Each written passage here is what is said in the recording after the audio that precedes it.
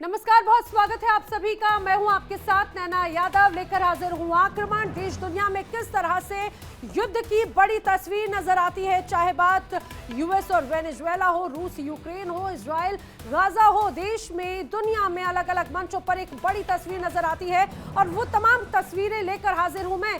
शुरुआत इस समय की बड़ी खबर आक्रमण में युद्ध के मैदान से वॉर ब्रेकिंग।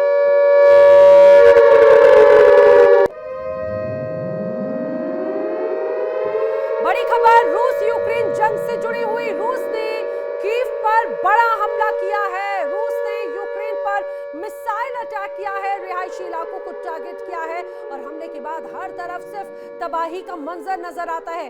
रूस यूक्रेन का ये जंग थमता नजर नहीं आता और किस रूप में एक बड़ी विध्वंसक तस्वीर नजर आई है, वो तस्वीरें मैं आपको दिखाती चलूं।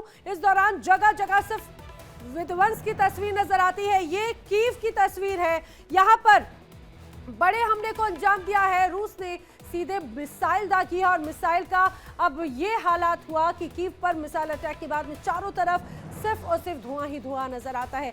लगातार रूस की तरफ से टारगेट्स किए जा रहे हैं। देखिए यूक्रेन का चाहे रिफाइनरी इलाका हो या फिर रिहायशी इलाका, कैसे रूस टारगेट कर रहा है। हाल ही में हमने देखा था कि रूस की तरफ से जहां पे मासूम बच्चों को भी टारगेट किया गया, किंडरगार्टन जैसे जो प्ले स्कूल्स हैं उनको टारगेट किया गया था। वहां पर कई बच्चे मौजूद थे जिस दौरान हमला हुआ। और ऐसी ही एक और तस्वीर रिहायशी इलाकों में, देखिए रिहायशी इलाकों में कैसे टारगेट किया है, मिसाइल से हमला किया है। अब ये लड़ाई रूस वर्सेस यूक्रेन और भी ज्यादा बड़ी होती हुई नजर आती है।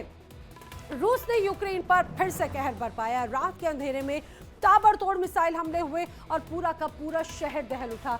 बिजली घर, अस्पताल, रिहायशी इलाके सब कुछ टारगेट पर हैं। यूक्रेन का बड़ा हिस्सा अंधेरे में डूब चुका है। धमाकों की आवाजें दूर दूर तक गूंजती हैं। सड़कों पर सन्नाटा, घरों में चीख पुकार। कीव, खार्किव और ओडेसा, कहीं पर भी कोई भी महफूज नजर नहीं आता और रूस का यह हमला सिर्फ सैन्य नहीं बल्कि मानवता पर वार है। क्या ये आग अब और भड़केगी? क्या दुनिया अभी भी सिर्फ तमाशबीन बनी रहेगी? सवाल यही, और यूक्रेन भी सवाल बार बार खड़े करता है कि आखिर कब थमेगा ये विनाश का तांडव।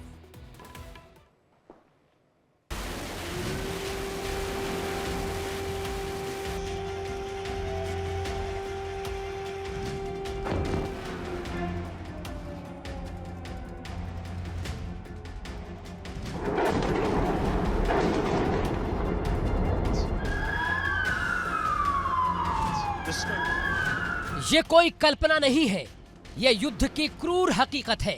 यूक्रेन का हर शहर कराह रहा है।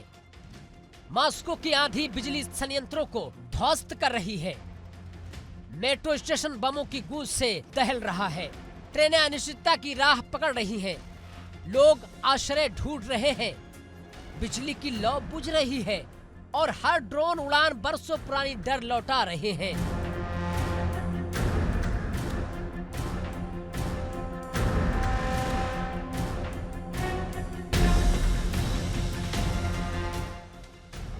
रूस ने कीव को निशाना बनाना जारी रखा है। बिजली संयंत्रों पर बमबारी चल पड़ी है। जब बिजली चली जाती है, अस्पताल, संचार सब अंधेरे में हो जाते हैं। पानी की भारी किल्लत हो जाया करती है। रात में अंधेरा ने शहर को जकड़ रखा है। लोग थके, टूटे और डर से दबी सांसों में जी रहे हैं। बिजली नहीं, हर घर ठप, हर लाइट बुझी है। कीव की सड़कों पर खामोशी गहरी हो गई है और मौत की आहें दर दर पहुंच रही हैं।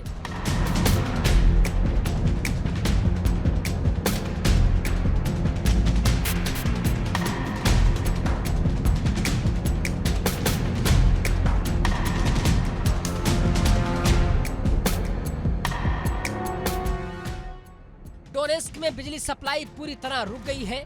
फैक्ट्रियां बंद हैं, घर अंधेरा में है। राहगीर मोमबत्तियों की लौ से इंतजार करते दिख रहे हैं। अस्पतालों में जनजीवन संकट में है। बचाव दल सीमित संसाधन के साथ लड़ रहे हैं। आप सोचिए, गर्मी नहीं है, ठंड है। अंधेरे में जीना बच्चों के लिए रोशनी नहीं, बड़ों के लिए ताप नहीं। ये डोनेस्क की दास्तां है।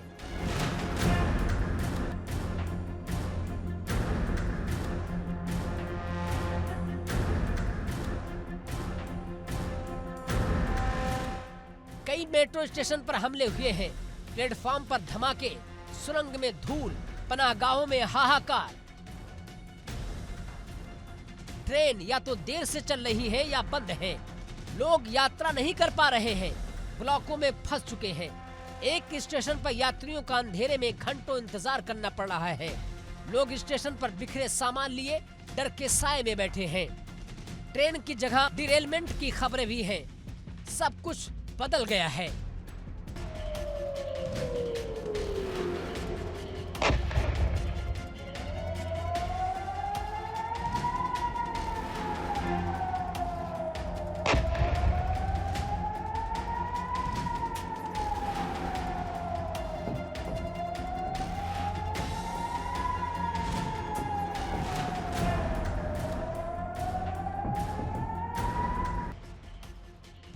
रूस ने कई शहरों पर ड्रोन की झुंड छोड़ दी है।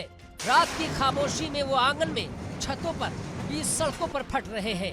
शहर शहर दहाड़ रहे हैं। बच्चे चिल्लाते हैं, बूढ़े दहशत में कांप रहे हैं। ये ड्रोन सीमित नहीं, ये भय की उठती गेंदें हैं। हर ब्लॉक पर धमाका, हर गली में आवाज। कौन सुरक्षित हो सकता है? अंधेरे में उड़ते ड्रोन आंखों को नहीं दिखते, पर असर अब जगह जगह दिखता है।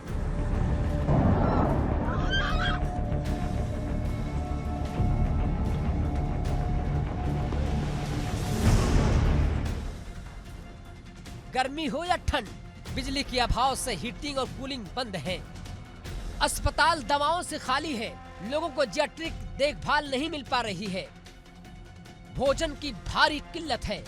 वितरण बाधित, शरणार्थी सड़कों पर, आश्रय केंद्र ओवरलोड है। ये युद्ध सिर्फ टैंक और बम नहीं, ये मानवता पर हमला है।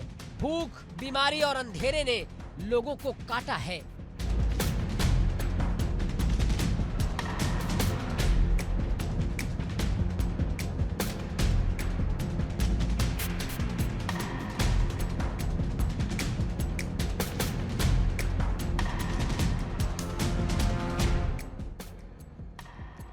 यूक्रेन की धरती एक बार फिर दहक रही है। दूसरी तरफ ज़ेपोरिज़िया अगला जंग का अखाड़ा बन चुका है। रूस ने वहां फौजों का भारी जमावड़ा कर रखा है।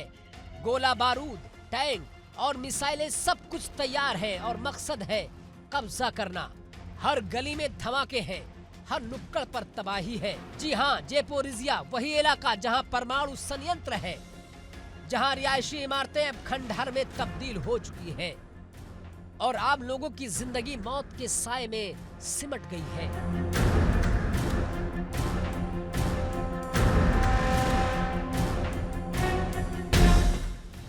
सड़कें वीरान हैं, स्कूल तबाह, बाजार खामोश, मासूमों की चीखें, माताओं की दुआएं और छतों से गिरती चिंगारियां। ज़ेपोरिज़िया अब शांति का शहर नहीं, जंग का मैदान बन चुका है। लेकिन तस्वीर यहीं खत्म नहीं होती। अब मैदान में कूदा है ब्रिटेन, क्योंकि ब्रिटिश सरकार ने यूक्रेन को भेजी है पोर्टेबल एयर डिफेंस सिस्टम, यानी ऐसी हवाई ढाल जो रूस के ड्रोन और मिसाइलों को आसमान में ही ढेर कर देंगे।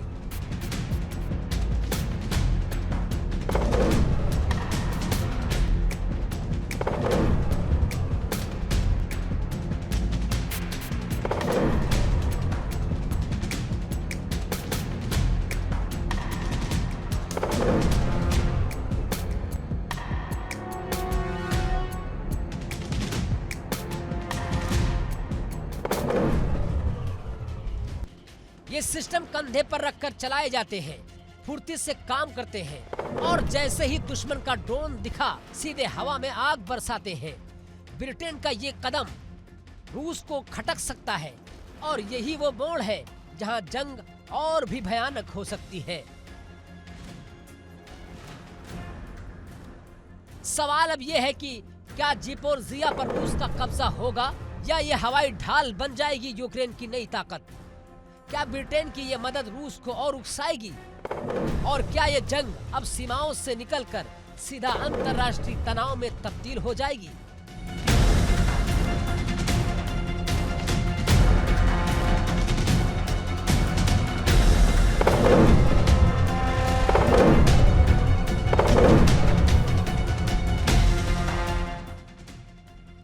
जंग की आग भड़क चुकी है और अब हर मोर्चे पर सिर्फ दो ही चीजें बची हैं, तबाही और इंतकाम। ज़ेपोरिज़िया की जंग अब पूरी दुनिया की निगाह में है। अंजाम क्या होगा, जल्द तय होगा।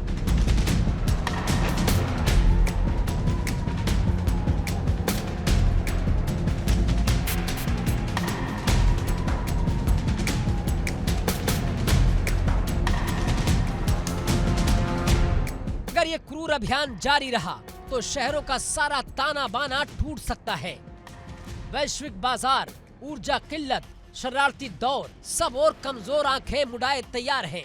ये सिर्फ यूक्रेन की जंग नहीं, पूरी दुनिया के लिए संकेत है।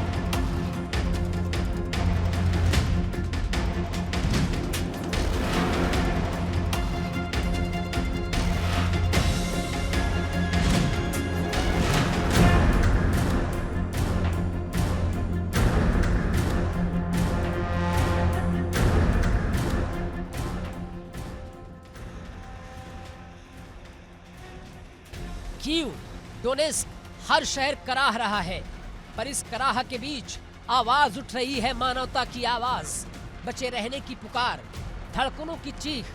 क्या दुनिया इसे सुन पाएगी?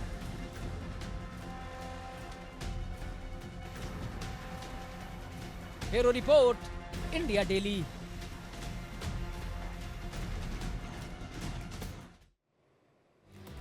यूक्रेन और रूस की खौफनाक जंग अब उस मोड़ पर पहुंच गई है जहां पर इंसानियत का वजूद खतरे में है। Zaporizhzhia nuclear power plant, Europe का सबसे बड़ा परमाणु संयंत्र, और अब यही जंग के बीच में फंसा है। लगातार हो रही गोलीबारी और धमाकों ने पूरी दुनिया की नींद उड़ाकर रख दी है और यहां पर अगर कोई बड़ी चूक हुई तो नतीजा सिर्फ यूक्रेन या फिर रूस नहीं बल्कि पूरी मानवता भुगतेगी। दरअसल एक रिपोर्ट सामने आई, आईए की टीम अलर्ट पर है। इस रिपोर्ट के अकॉर्डिंग उसमें हालात बेहद नाजुक बताए गए हैं। क्या परमाणु तबाही की तरफ एक तरह से युद्ध अब बढ़ता हुआ नजर आता है? दुनिया अब सांस रोककर जवाब का इंतजार कर रही है।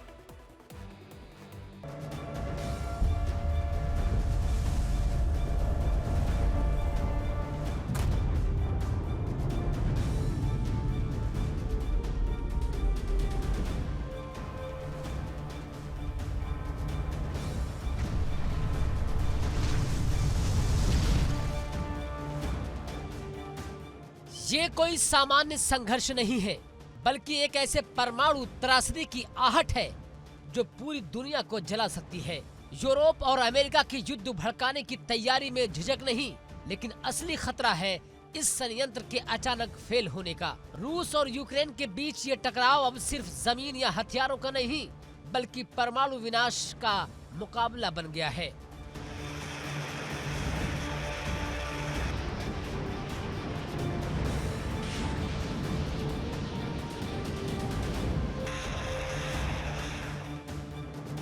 चेरनोबिल के भयानक हादसे को हमने देखा है, फुकुशिमा की त्रासदी भी हमारे सामने है।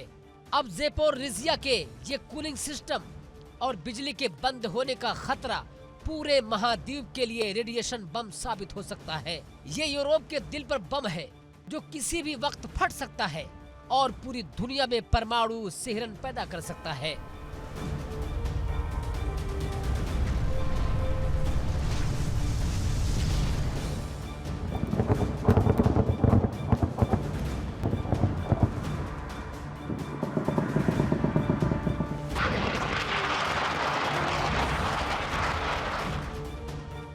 अगर इस बार कोई कदम नहीं उठाया गया तो हम इतिहास में एक और फुकुशिमा चैप्टर लिखने जा रहे हैं, जो विनाशकारी, भयावह और अनियंत्रित होगा।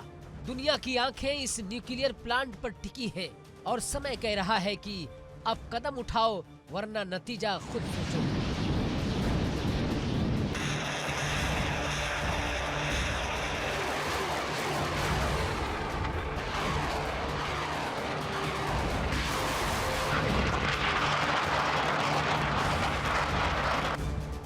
दुनिया फिर भयावह स्थिति से निपटने की तैयारी कर ले।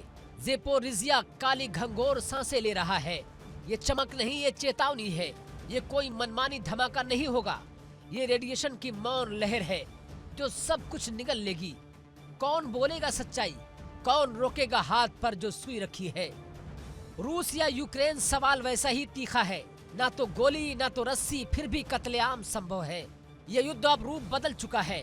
हथियार बच रहे हैं पर नीयत खुली किताब है।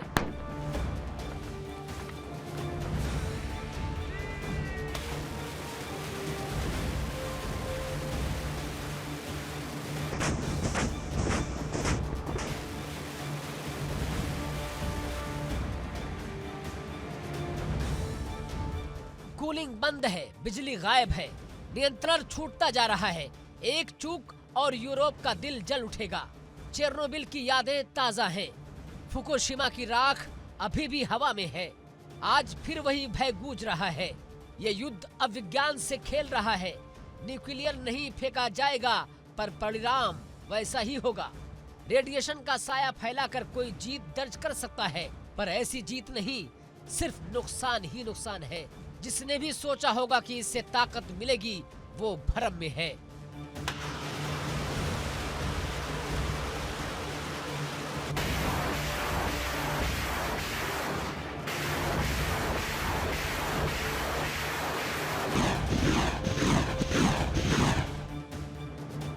दुनिया खामोश नहीं रहेगी। हर कदम अब हिसाब का है। कदम जो आगे बढ़ाएंगे वो इतिहास पर लिखे जाएंगे। कदम जो रुकेंगे वही इंसानियत बचाएंगे। इसलिए चेतावनी है कि ये खेल अगर जारी रहा तो विजयी कोई नहीं होगा। आओ बंद करें ये खेल। न्याय, जवाबदेही और नीति ही रास्ता है, वरना ज़ेपोरिज़िया की खामोशी पूरी दुनिया की चीख बनकर गूंजेगी। Я первый. По основной точке наводки. 55-31.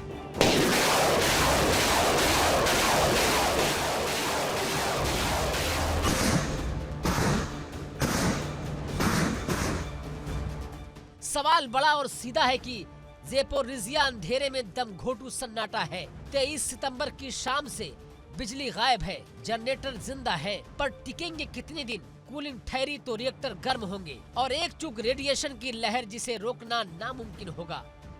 चेरनोबिल की याद ताजा है। फुकुशिमा की चिता अभी भी धधक रही है। ये कोई धमाका नहीं, ये सुनियोजित तबाही का रास्ता हो सकता है। क्या उद्देश्य है? डर पैदा करना, राजनीतिक दांवपेच, या दिक्कत इतनी कि कोई गलती भयंकर बन जाए?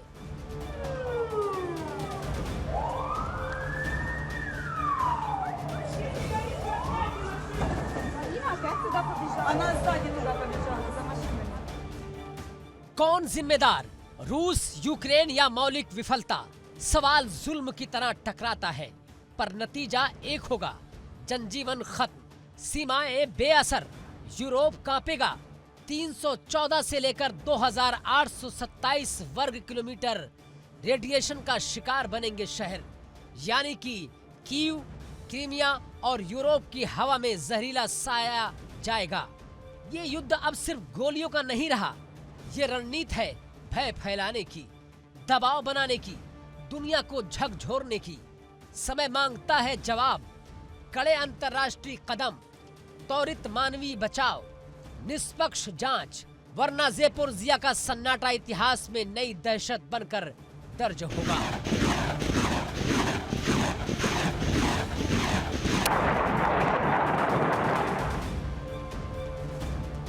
ज़ेपोरिज़िया का खेल और बड़ा होगा। रूस ने संयंत्र को अपने कब्जे में रखा है, लेकिन स्थिति बदल चुकी है। ZNPP के डायरेक्टर याशिना का दावा है कि यूक्रेनी हमले खतरा बढ़ा रहे हैं। रूस की दलील साफ है, खतरा यूक्रेन से है, रूस से नहीं। पर सवाल यही है कि क्या ये सब रणनीति है या खुला षड्यंत्र?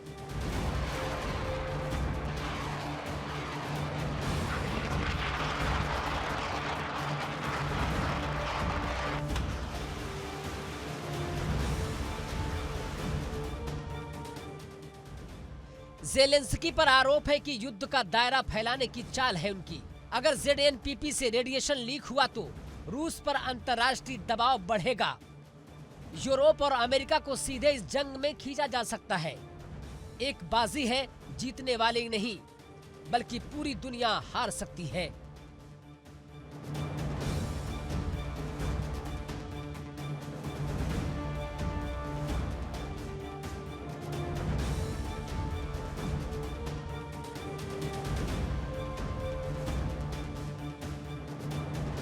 वही रूस का भी मकसद अलग नहीं, संयंत्र को हथियार बनाकर क्षेत्रीय कब्जा आसान होना, दुर्घटना से विनाश।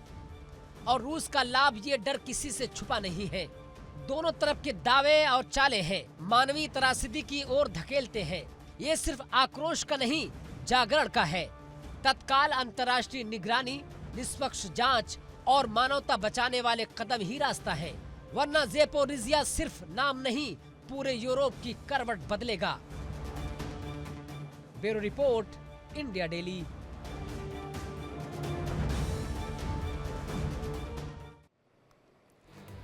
और चलिए आक्रमण में बढ़ते हैं आगे। रूस से आई एक बड़ी और डराने वाली खबर। व्लादिमीर पुतिन ने पश्चिमी देशों को दी है अब तक की सबसे सख्त, सबसे बड़ी चेतावनी।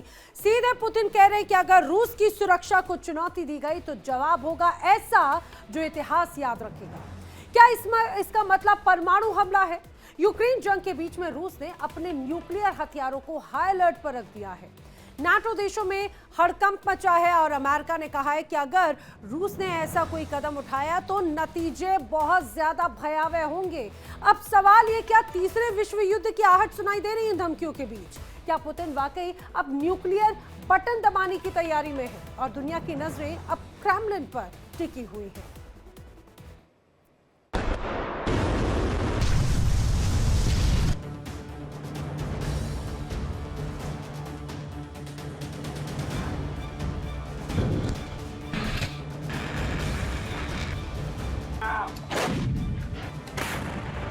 रूस ने बुधवार को एक अभूतपूर्व अभ्यास किया। अपनी परमाणु त्रिकोण यानी इंटरकॉन्टिनेंटल बैलिस्टिक मिसाइल, समुद्री मिसाइलें और वायु मार्ग क्रूज मिसाइलें सभी एक साथ लाइव फायर ट्रेनिंग के नाम पर चलाए गए।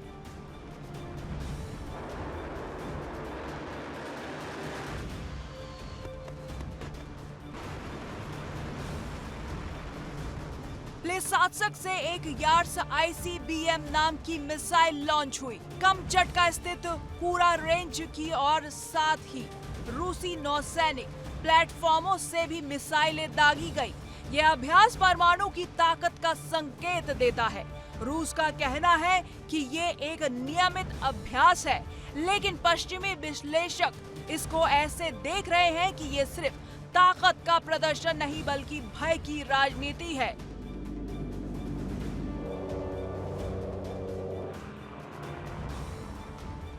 ये सिर्फ मिसाइल फायरिंग नहीं है, इसके पीछे है एक रणनीति, कूटनीति का खेल।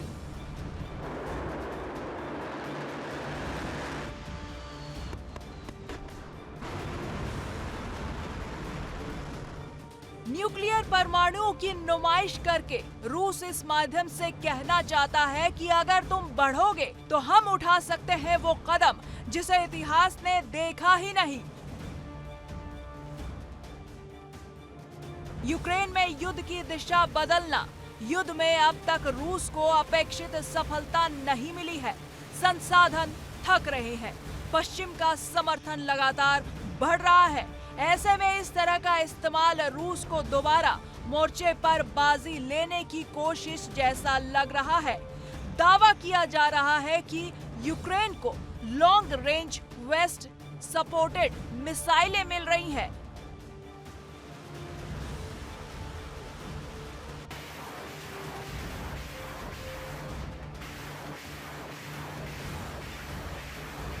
उत्तरी अटलांटिका गठबंधन की भावनाएं सक्रिय है। रूस इस अभ्यास के जरिए कहना चाहता है, अगर आप सीधे आएंगे हम परमाणु मांड में उतरने को तैयार है।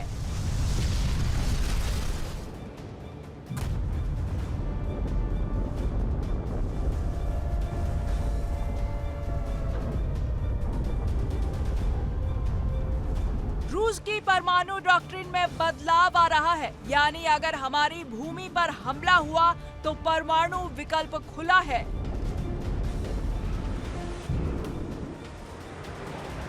तो क्या रूस नए मैप पर चल रहा है। हाँ, इसके संकेत मिलते हैं कि रूस सिर्फ दिखावा नहीं कर रहा, बल्कि नई रणनीति बना रहा है। यूक्रेन में इस तरह की परमाणु संकेत रणनीति पहले इतनी तेज नहीं थी, लेकिन जैसे ही रूस को मोर्चे पर झटके मिले, उसने परमाणु भाषा तेज कर दी।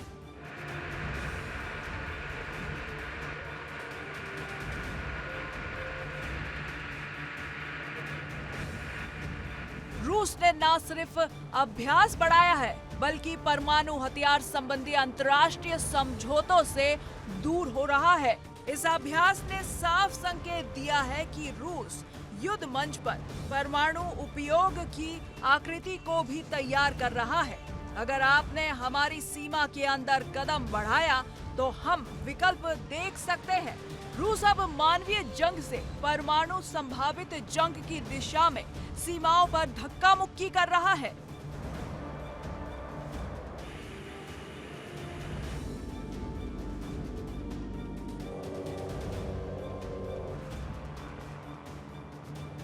ऐसे में जेलेंस्की और यूक्रेन के सामने चुनौतियां बढ़ती जा रही हैं। यूक्रेन को सिर्फ जमीन पर लड़ाई नहीं करनी, बल्कि परमाणु छाया वाले माहौल में भी बचते हुए चलना है। जेलेंस्की को इस बात का सामना करना होगा कि रूस की परमाणु दिखावा रणनीति से यूक्रेन का मनोबल टूटे, पश्चिमी समर्थन लड़खड़ाए। अगर यूक्रेन कोई आक्रामक पहल करता है, तो रूस की सीमा में या रूस समर्थक क्षेत्रों में, तो रूस इस अभ्यास को परमाणु चेतावनी के रूप में इस्तेमाल कर सकता है। यूक्रेन का संसाधन स्तर, जनसंख्या हानि, पुनर्रचना खतरे में है।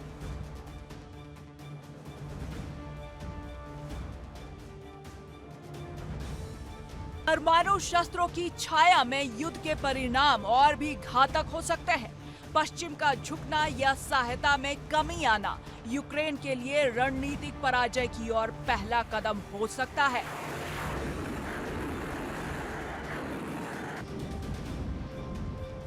जेलेंस्की को शायद एक तरह से दो लड़ाई लड़नी होगी, पारंपरिक मोर्चे पर भी और परमाणु सुरक्षा एवं राजनयिक मोर्चे पर भी।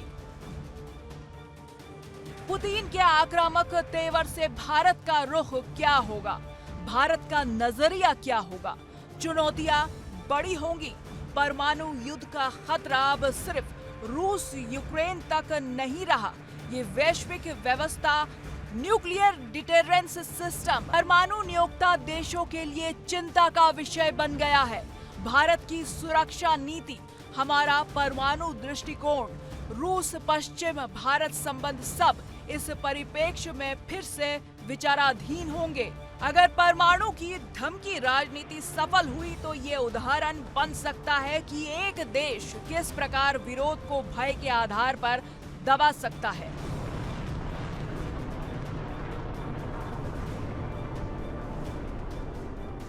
ये भारत जैसे देश के लिए चेतावनी घंटी है, जहां शक्ति संतुलन रणनीति अहम है।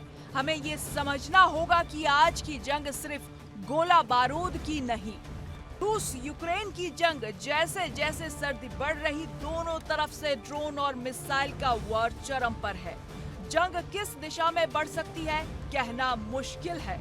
तो अब सवाल उठता है, आने वाले दिनों में क्या हो सकता है? रूस कोशिश करेगा कि यूक्रेन के नियंत्रण में आने वाले क्षेत्रों को रोक सके, पश्चिमी हस्तक्षेप को कमजोर करे और रणनीतिक रूप से युद्ध को लंबा खींचे।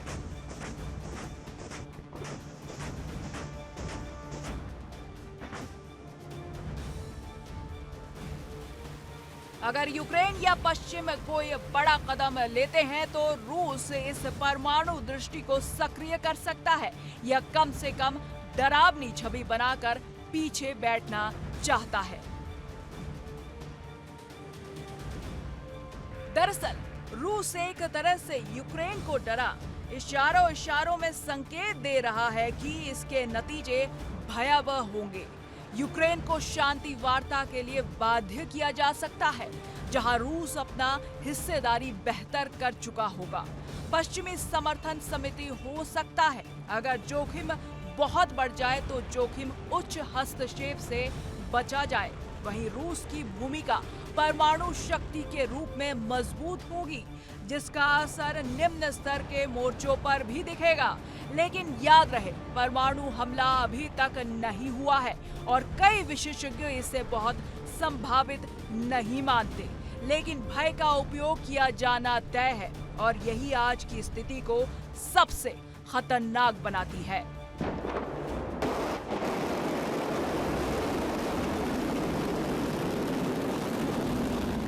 हमारी आंखों के सामने एक नया अध्याय लिख रहा है, वो अध्याय जहां शक्ति सिर्फ गन फायर की नहीं, परमाणु शक्ति की मौजूदगी, दिखावे और संदेश की है। रूस ने इस अभ्यास के माध्यम से स्पष्ट कर दिया है कि वो युद्ध मंच पर बैकफुट पर नहीं है, बल्कि तैयार है। यूक्रेन को अब सिर्फ मोर्चे पर लड़ना नहीं, उसे ये साबित करना है कि परमाणु धमकी के सामने भी वो डर नहीं सकता, समर्थन पीछे नहीं हटेगा और वो अपनी मंजिल तक पहुंचने के लिए दृढ़ है।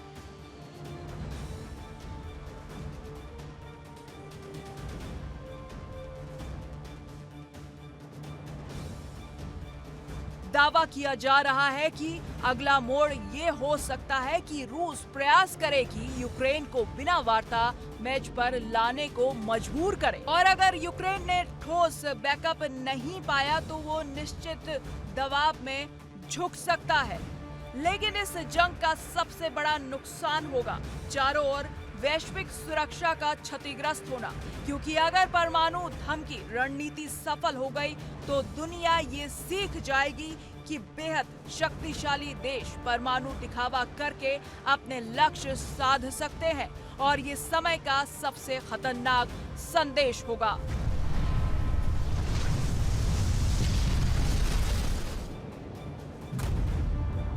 Bureau report, India daily.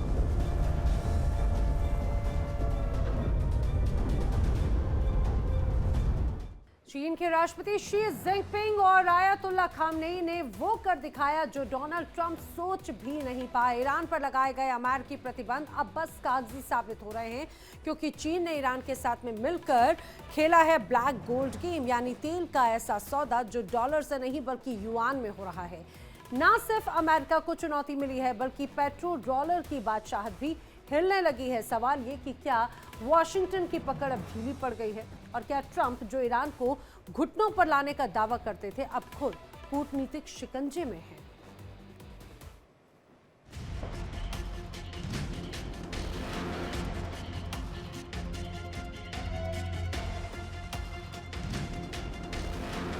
Xi Jinping और खामनेई ने वो कर दिखाया जो ट्रंप सोच भी नहीं पाए।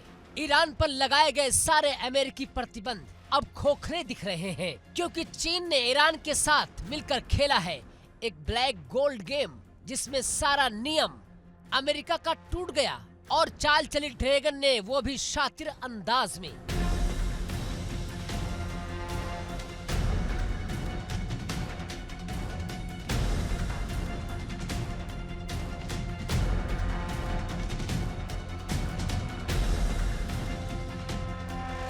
अमेरिकी अखबार द वॉल स्ट्रीट जर्नल ने सनसनीखेज खुलासा किया है। चीन और ईरान ने मिलकर कर दिया है बार्टर सिस्टम का खेल। तेल के बदले चीनी कंपनियां ईरान में बना रही हैं पुल, सड़क और इंफ्रास्ट्रक्चर।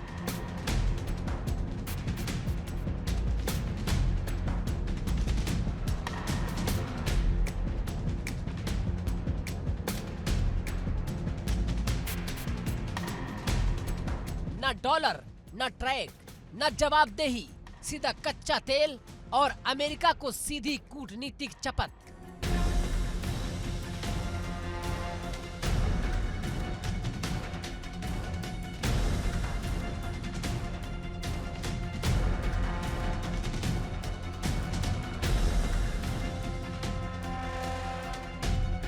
साल 2023 में करीब 8.4 अरब डॉलर का तेल इसी गुप्त तंत्र से निकला था।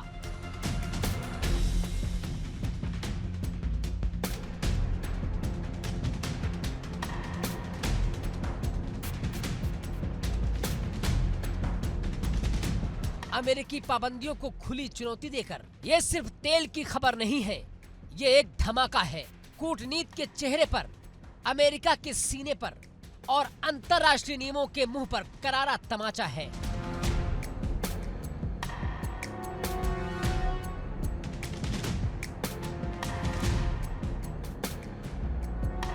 खुलासा है कि चीन और ईरान मिलकर दुनिया को चुपचाप धोखा दे रहे हैं। तेल के खेल में बार्टर सिस्टम की आड़ लेकर चीन ईरान से मोटा तेल खरीद रहा है।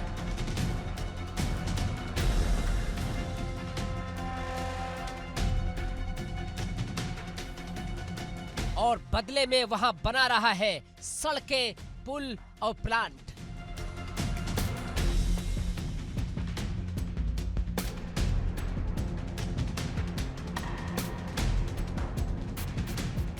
ये एक डील नहीं, ये एक डील ऑफ डिस्ट्रक्शन है और सबसे बड़ा झटका है जिसे अमेरिका जानकर भी देख नहीं पा रहा है।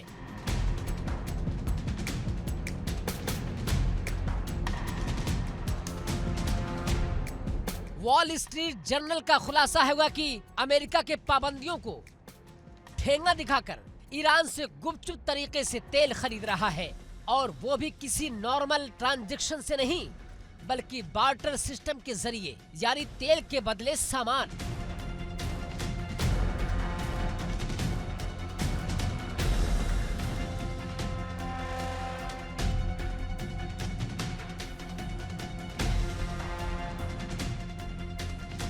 सूत्रों के मुताबिक चीन को भेजा गया तेल और बदले में ईरान को मिला इंफ्रास्ट्रक्चर, जिसमें सड़कें, पुल, बिजली और प्रोजेक्ट और निर्माण के नाम पर अरबों डॉलर का भुगतान हुआ।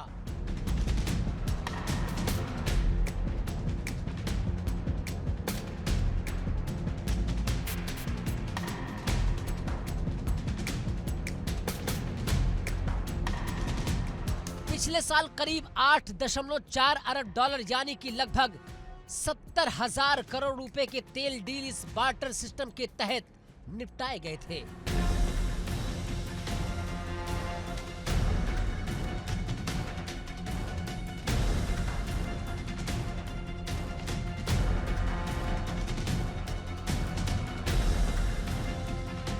ये आंकड़े नहीं, ये अमेरिका की नाकामी की गवाही है।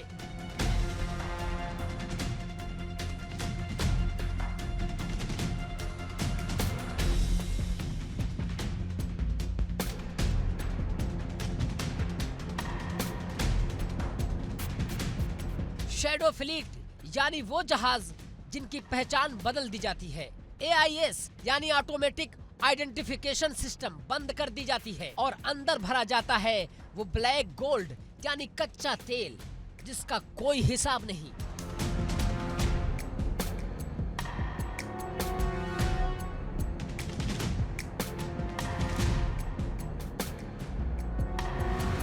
कोई रिकॉर्ड नहीं, कोई जवाबदेही नहीं।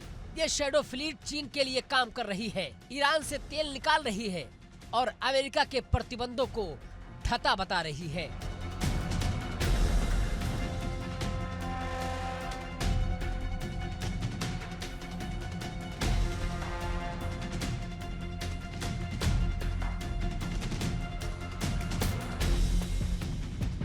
तो अब समझिए असली साजिश क्या है। एक तरफ अमेरिका दुनिया को नियमों का पाठ पढ़ाता है, दूसरी तरफ चीन और ईरान उसके ही सिस्टम को चकमा देकर गुप्त व्यापार, पाबंदियों की तौहीन और साजिश की सबसे गहरी सुरंग खोद रहे हैं।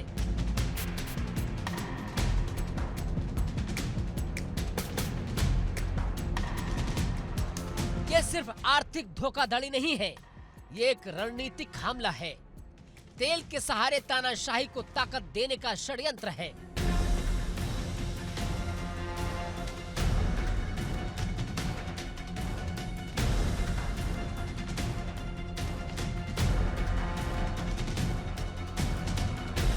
ये गठबंधन सिर्फ तेल के लिए नहीं बना है, ये अमेरिका के वर्चस्व को कमजोर करने की एक सोची समझी चाल है।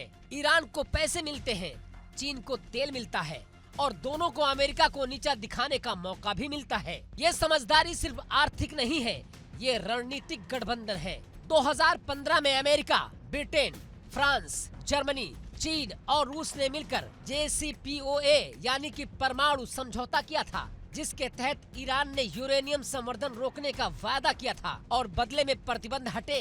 लेकिन बाद में अमेरिका ने समझौता तोड़ दिया और ईरान पर दोबारा कड़े प्रतिबंध जड़ दिए।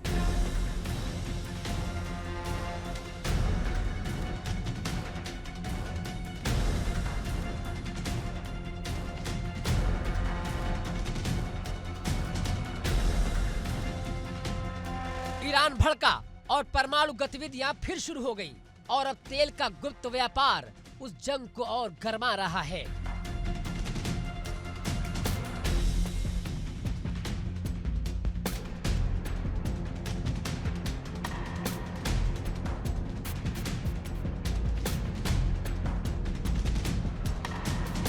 अब अमेरिका और उसके सहयोगी पहले से ज्यादा आक्रामक रुख अपना रहे हैं, पर चीन ईरान की पीठ पर हाथ रखकर खुली चुनौती दे रहा है और हुंकार भर रहा है कि अमेरिका रोक सको तो रोक लो।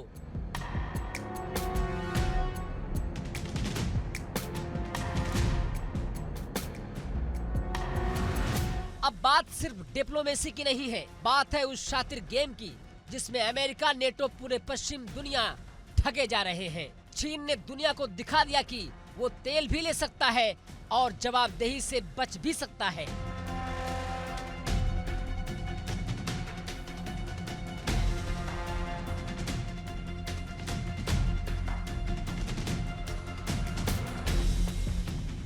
और ईरान वो अब किसी परमाणु समझौते का मोहताज नहीं रहा। बहरहाल दोनों मिल गए हैं, एक आर्थिक फ्रंट बन रहा है, एक रणनीतिक मोर्चा तैयार हो रहा है और सबसे बड़ा दुश्मन अमेरिका बिल्कुल उनके निशाने पर है।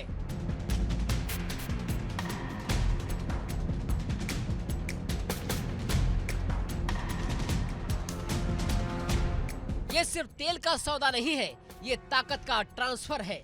ईरान के रडार पर अब सिर्फ मध्य पूर्व नहीं रहे, वो अब अमेरिका की नब्ज टटोल रहे हैं और चीन उनका डॉक्टर बन चुका है।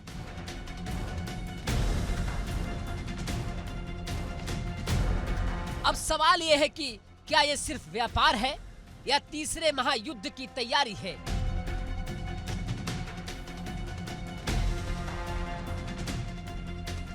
क्या शी जिनपिंग और खामनेई मिलकर वाशिंगटन को घुटने पर लाना चाहते हैं? एक बात तय है कि ट्रंप की चालें शी के सामने पिट चुकी हैं और चीन अब सिर्फ व्यापार नहीं कर रहा है, वो अमेरिका की वैश्विक बादशाहत में सेंध लगा रहा है।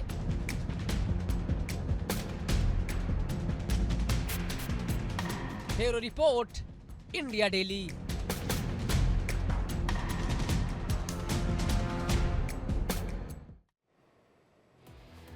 और आइए अब बात करते हैं ईरान और अमेरिका में बढ़ते तनाव की। एक तरफ ट्रंप दुनिया में शांति के मसीहा बनने का ढोंग करते हैं, तो दूसरी तरफ ईरान पर बम बरसाने की धमकी देते हैं। सवाल यह है कि क्या यही है ट्रंप की एक बड़ी कूटनीति, मुस्कुराकर मिसाइल छोड़ देना? उन्होंने कहा है कि B-2 बॉम्बर्स तैयार हैं, मतलब मेज पर शांति और जेब में तबाही। क्या अब अमेरिका फिर से मध्य पूर्व को आग में झोंकने की तैयारी में है? बड़ा सवाल है।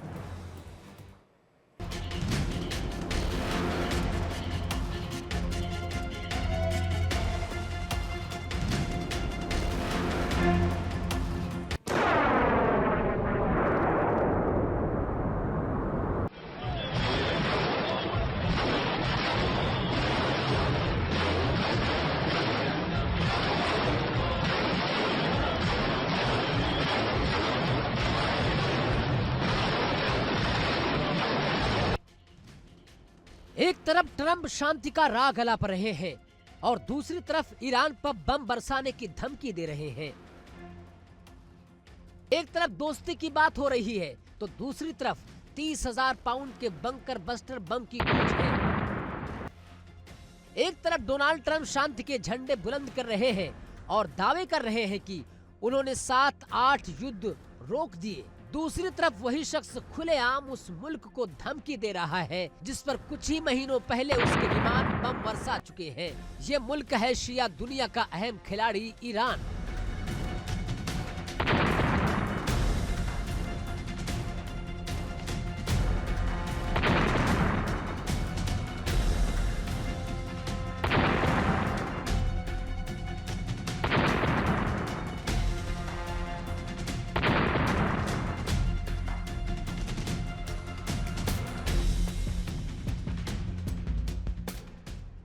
ट्रंप अब खुद को मध्य पूर्व में शांति का मसीहा साबित करना चाहते हैं, लेकिन असल में उनके शब्दों के पीछे छिपा है युद्ध का वो ऐलान।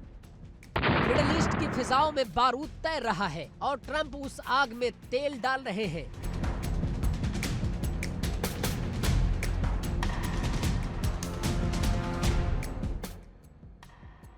गाजा शांति समझौते के बाद ट्रंप इजराइल पहुंचे, लेकिन वहां उन्होंने जो कहा उसने पूरी दुनिया के कान खड़े कर दिए।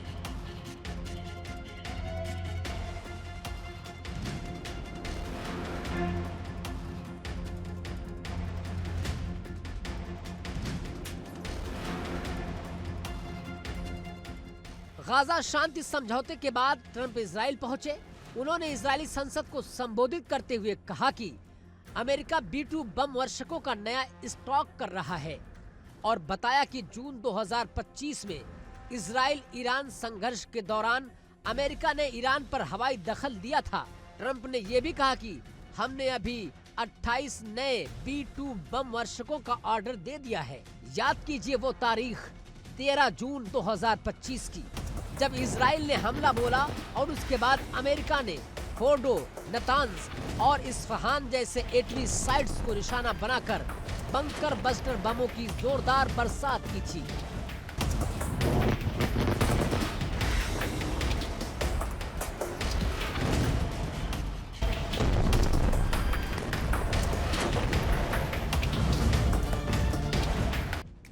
रिपोर्ट्स के मुताबिक फोर्डो पर 30,000 पाउंड वजन के बंकर बस्टर इस्तेमाल किए गए। जिस हमले को ट्रंप ने एक सफल सैन्य अभियान कहा था, उसी घटना ने क्षेत्र में बारूद की दुकान खोल दी है। और अब आक्रमण में बारी है आज के सवाल की। आज का सवाल क्या है, जल्दी से जान लीजिए। आज का सवाल है, अरब प्रायद्वीप का सबसे बड़ा देश कौन सा है? आपके सामने दो ऑप्शंस हैं, पहला इराक और दूसरा है सऊदी अरब। इन दोनों में से क्या है सही जवाब? अगर आप जानते हैं तो अपना मोबाइल फोन उठाइए, टीवी स्क्रीन पर दिखाए जा रहे नंबर पर व्हाट्सएप के जरिए अपना जवाब हमें भेज सकते हैं। सही जवाब देने वाले लकी विजेता को मिलेगा शानदार इनाम।